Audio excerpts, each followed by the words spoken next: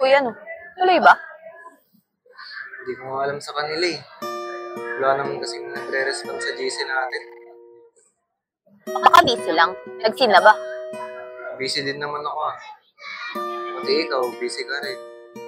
Pero gumagawa naman tayo ng paraan para magparamdam. Kaya nga.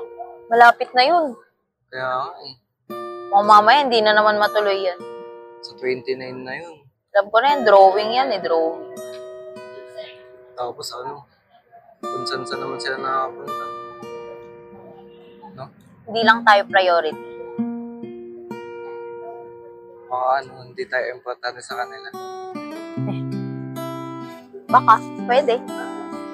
Kasi tayo, nandito naman tayo, nakakapunta naman tayo. Kaya nga.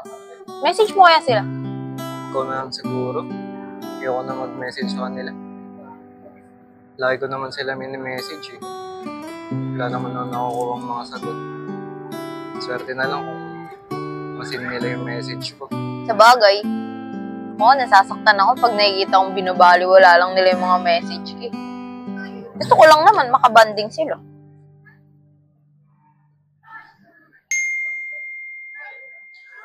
Uy, nagparamdam. Narinig ata tayo.